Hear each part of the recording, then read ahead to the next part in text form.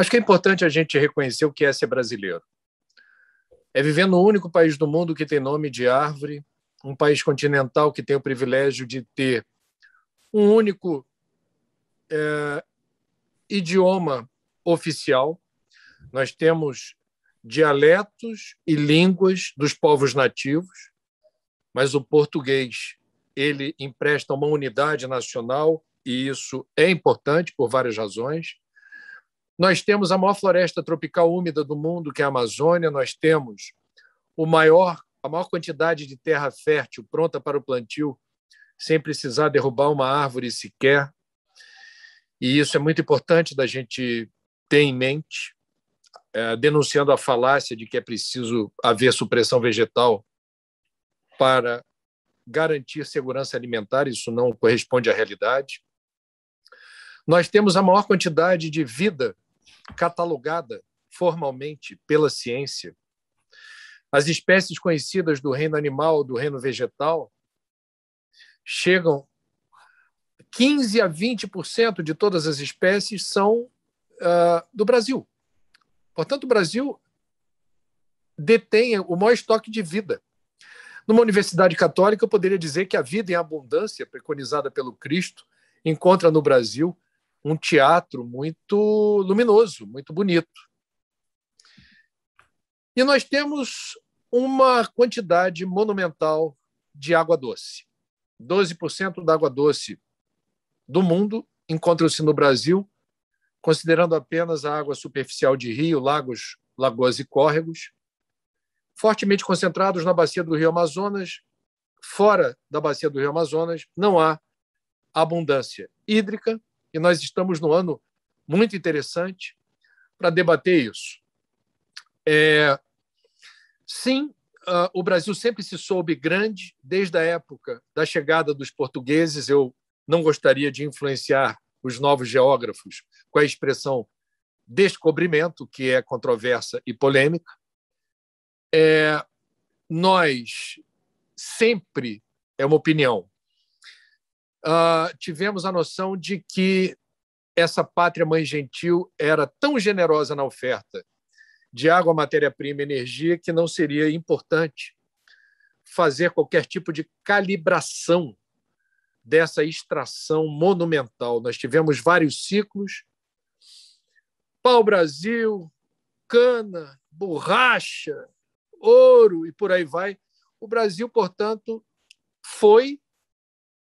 continua sendo, e não vejo no curto prazo qualquer mudança dentro de uma perspectiva extrativista, arcaica, primitiva, nada sustentável, pouco inteligente, e isto hoje configura a nossa tragédia. A gente pode falar sobre isso depois, quando se percebe qual é o modelo de desenvolvimento vigente por parte do atual governo federal, que vem inspirando políticas públicas desastrosas que, na prática, desmontaram ou tentam desmontar pelo menos 30 anos de construção de uma diretriz que, com todas as suas limitações e imperfeições, eram políticas de Estado, não de governo. Bom, na linha do tempo, a gente vai ter a percepção de que, ainda na antiga capital do Império, falta d'água, cafezais no maciço da Tijuca. Dom Pedro II confisca os cafezais e determina ao Major Archer e um grupo de escravos que revegetem, não necessariamente só com espécies nativas, esse maciço da Tijuca, essa área que se transformou num parque nacional, o maior parque nacional urbano reflorestado do planeta. Está aqui no Rio de Janeiro, está aqui no Rio.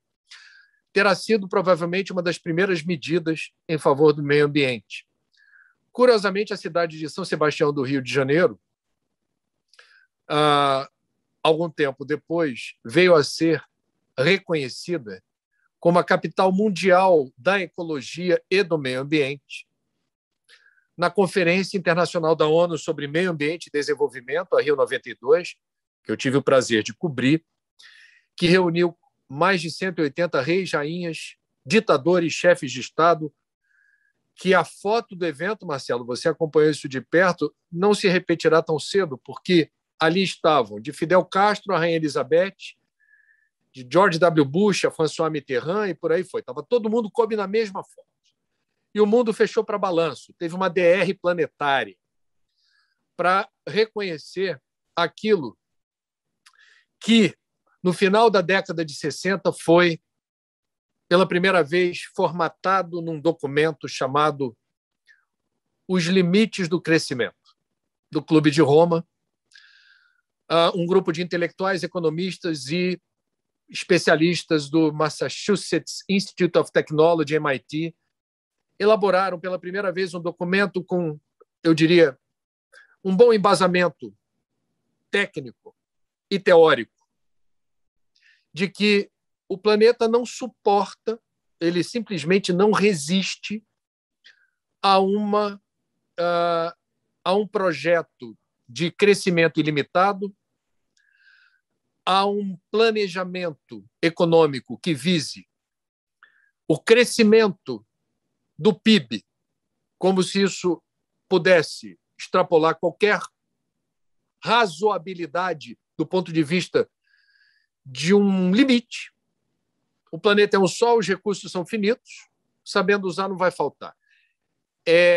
No final da década de 60 até 1992, nós tivemos uma primeira conferência da ONU em Estocolmo, 72, que não teve assim tanta importância do ponto de vista da representatividade.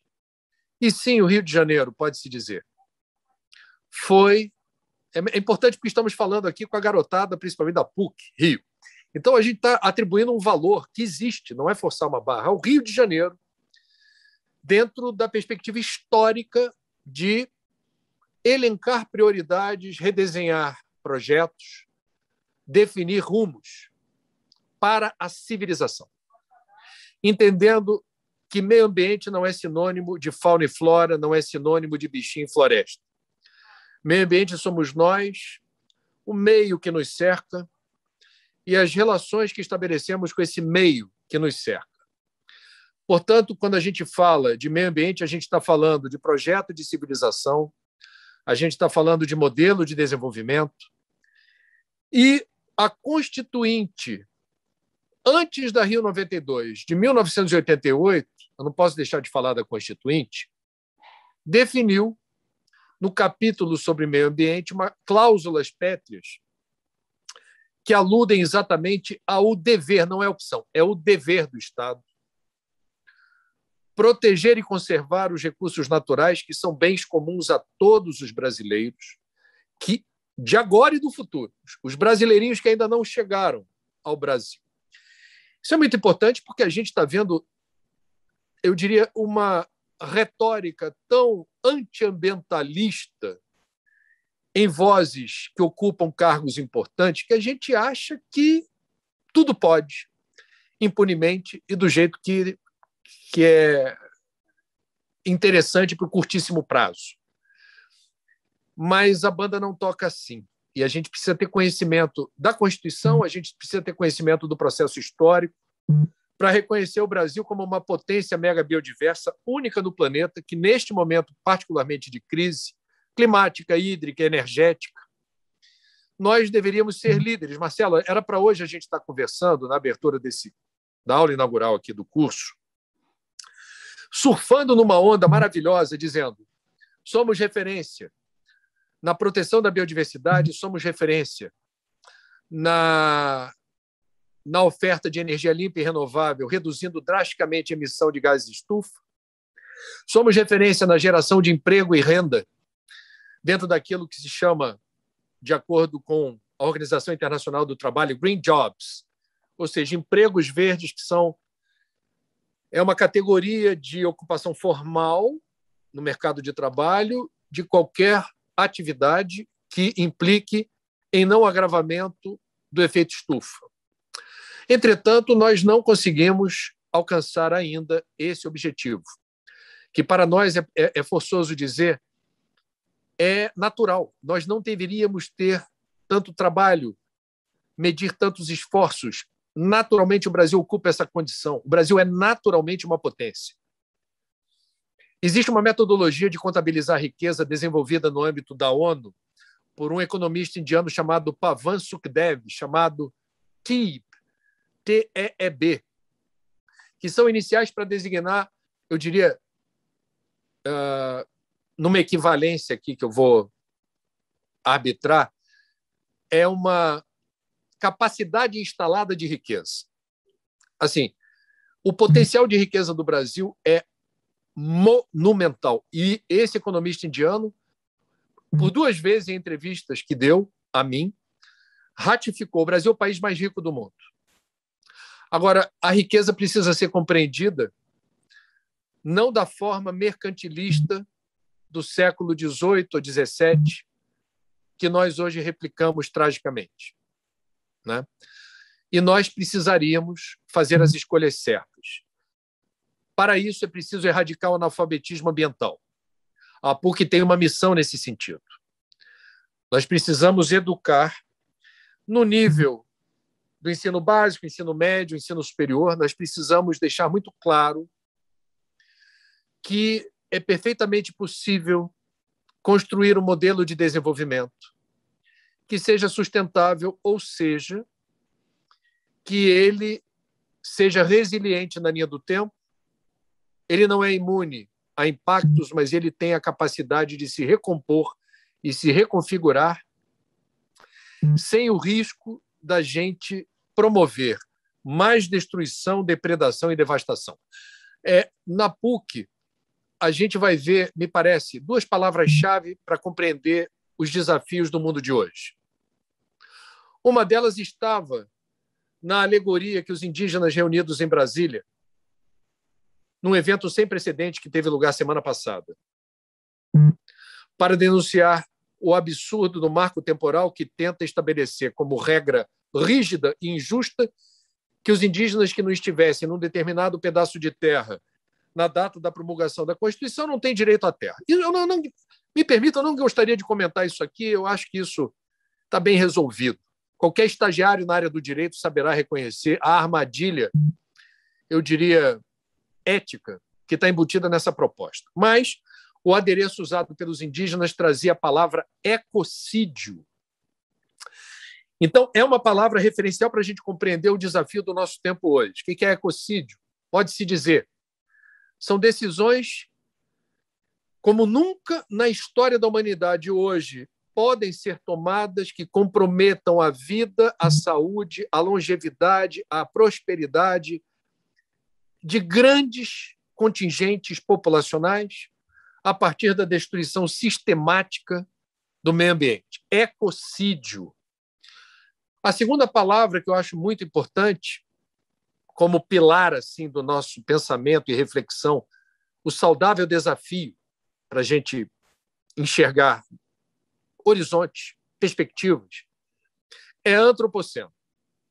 Antropoceno é uma palavra cara aos geólogos que designaria uma era geológica marcada pela monumental influência que a nossa espécie determina no planeta, interferindo no sistema climático, interferindo em vários fenômenos, a ponto de não ser mais possível explicar o planeta sem nós. E isso não é propriamente um elogio ao Homo sapiens sapiens, que é o grande predador, dotado de intelecto superior, raciocínio, intuição e, segundo as escrituras, feito à imagem e semelhança de Deus. Entretanto, com todos esses atributos, nós estamos promovendo o ecocídio.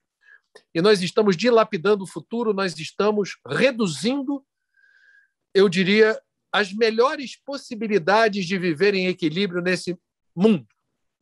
Eu vou fazer um breve recorte, antes de passar para as perguntas, do Brasil de hoje, para a gente tentar perceber, para quem está começando um curso de geografia que oferece uma perspectiva de visão sistêmica, de compreensão da realidade política na natureza, na sociedade, na cultura. A geografia é um curso lindo, completo E por mais geógrafos no mundo, é o que nós estamos hoje nos ressentindo. Quando a gente faz esse recorte do Brasil de hoje, a gente vai dizer o seguinte: o Brasil está secando.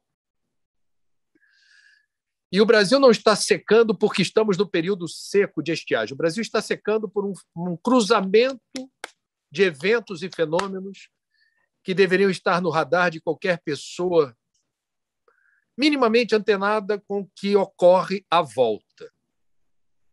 Eu vou dar duas fontes importantes para mostrar a gravidade da situação. O Operador Nacional do Sistema Elétrico monitora o nível de todas as barragens do Brasil. Há 6 anos, o ONS vem percebendo progressivamente períodos sucessivos de seca, cada vez mais importantes do ponto de vista do impacto sobre baixo índice pluviométrico. O Brasil não está conseguindo compensar nos meses de verão, chuvosos, o que se perdeu nos meses secos, sem chuva. Há 6 anos, nós estamos testemunhando uma secura progressiva e sem precedente na série histórica do Operador Nacional do Sistema Elétrico. Ponto 1.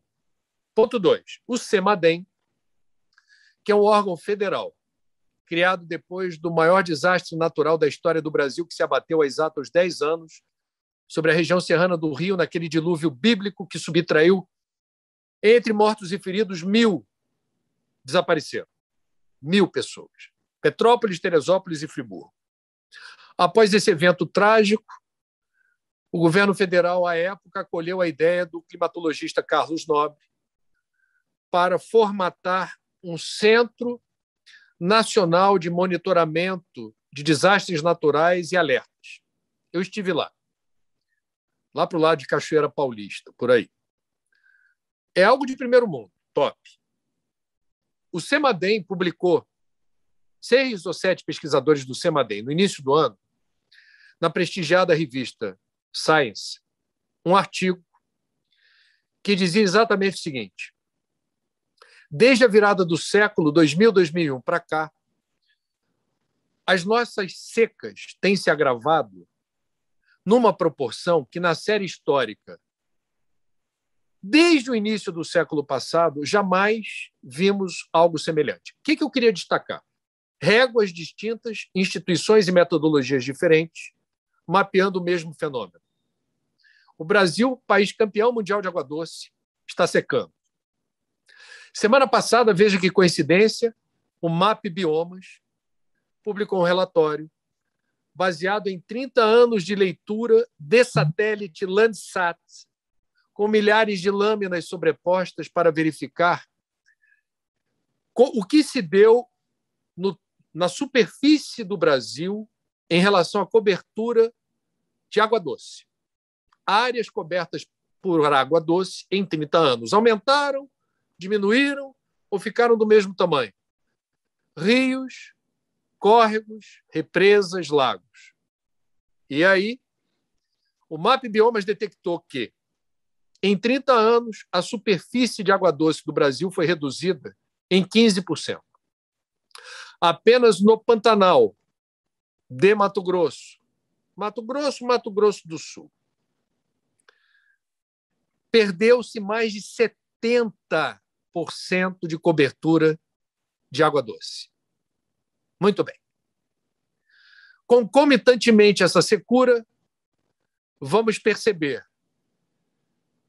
o fenômeno da mudança do clima causada pelo aquecimento global, que altera o ciclo hidrológico natural. El Niño e outros fenômenos determinam um novo normal do clima, que é a expressão que tem sido vulgarizada. Temos um novo padrão. Isso não é bom. E aqui do Brasil, métodos equivocados de irrigação, de construção de barragens e de pequenas centrais hidrelétricas PCHs. Eu vou dar um único exemplo exatamente no Pantanal. O governo do Mato Grosso licenciou dezenas, você bota aí pelo menos 70 pequenas centrais hidrelétricas, que seriam O Marcelo tem uma propriedade ali na borda do Pantanal, é um riacho que pertence à bacia hidrográfica do Rio Paraguai. Gostaria de fazer uma pequena represa para explorar a energia limpa e renovável. O órgão licenciador do Estado diz: isso daí é pequenininho, não tem problema. Outros 70, outros 80 proprietários fazem a mesma coisa. Obviamente, teremos aí um impacto sobre a resiliência dessa bacia. Não por acaso, o número que eu dei há pouco do MAP Biomas. Em 30 anos, espelho d'água, a superfície coberta de água doce do Pantanal reduziu 70%, porque você não vai ver problema numa represinha, numa PCH, mas quando você tem uma constelação, não há como não ter um impacto importante que precisa ser melhor estudado e licenciado com técnicas menos preguiçosas. E, para encerrar esse capítulo apocalíptico verde da minha explanação, temos, de forma muito, eu diria, caótica, o avanço do desmatamento no Brasil em todos os biomas e das queimadas, né? Então, temos um ciclo perverso.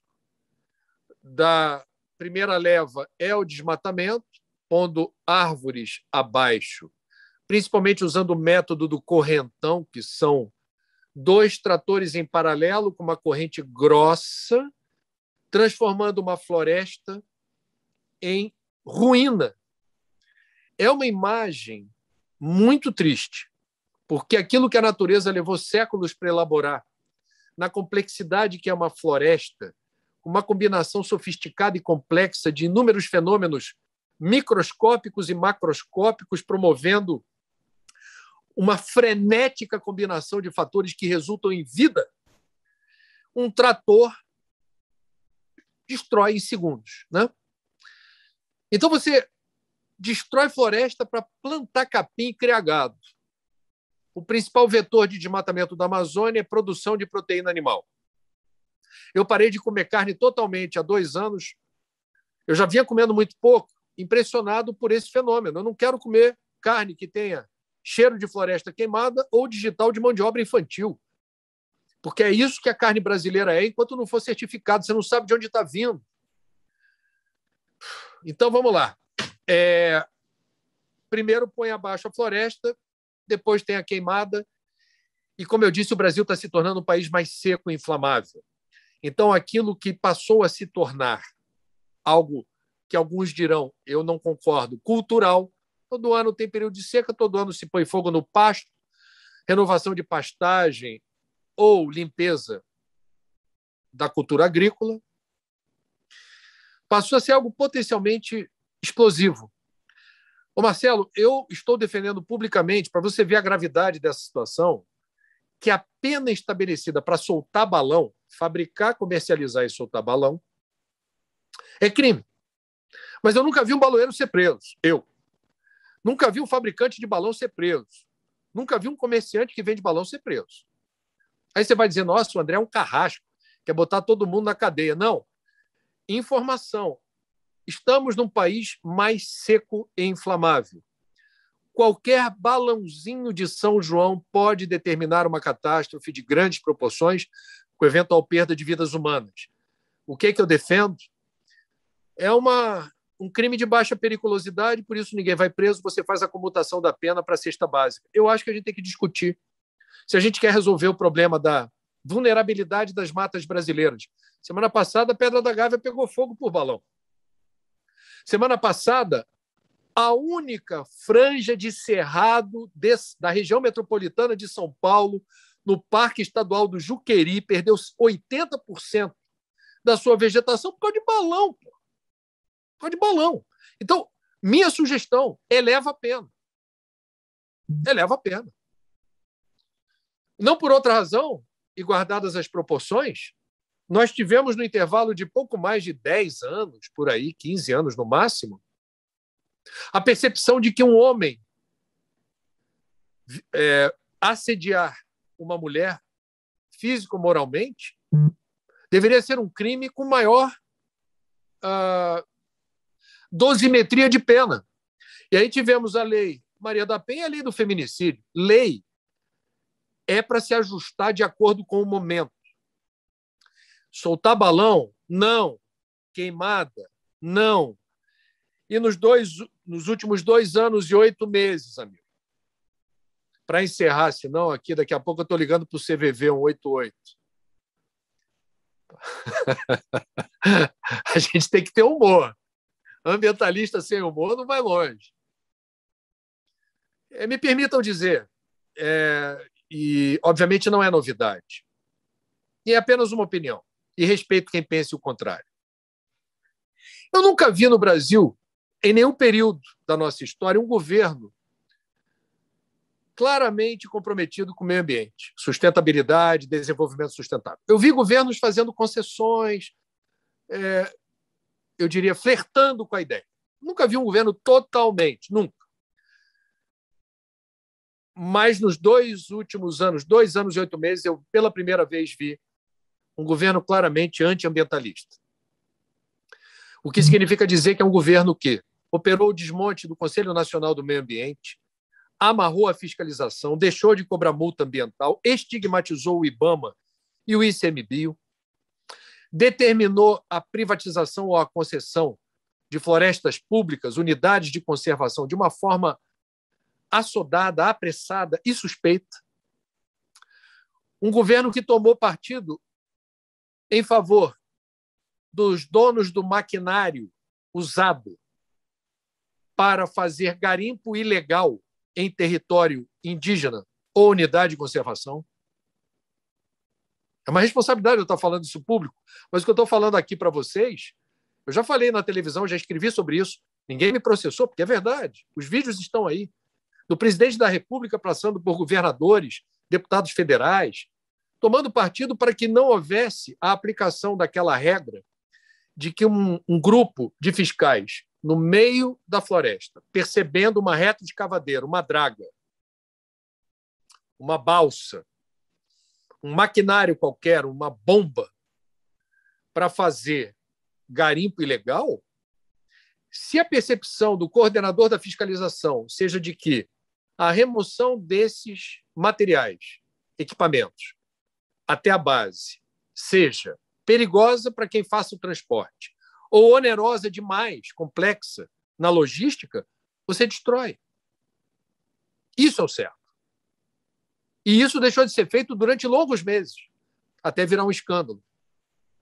Tivemos um ministro do Meio Ambiente que entrou, foi nomeado, levando nas costas, lá em janeiro de 2019, uma acusação, uma condenação em primeira instância por improbidade administrativa e deixou o governo com 2 investigações em curso no Supremo Tribunal Federal. Enfim, eu não quero entrar em detalhes, porque, como disse, eu estou aqui reunindo dados, traçando, como me foi solicitado, um panorama que exige o quê? Mobilização, articulação, atitude. Na área do conhecimento, comunidade científica, comunidade acadêmica nunca foram tão desprezados, marginalizados como agora. E nós não podemos deixar de reconhecer que, numa democracia, todos nós temos direito à opinião e o dever de proteger aquilo que nos pareça sensato, correto, ético e condizente com a Constituição brasileira. O Brasil é uma potência mega biodiversa. Ser brasileiro significa viver num país com essas características. Ser geógrafo nesse país é hashtag outra coisa. A aplicação do conhecimento da geografia num país que é um dos campeões de desigualdade social pelo índice Gini, é um país que não promoveu a justa repartição de oportunidades, terra, riqueza. É um país que tem dificuldade de se encaixar numa perspectiva que tem a cara de século XXI. O conhecimento dos geógrafos é absolutamente importante. Por isso, a honra de estar aqui conversando com vocês. A minha primeira parte, portanto, como vocês perceberam, é um tanto provocativa, porque esse é o pecadilho dos jornalistas, né?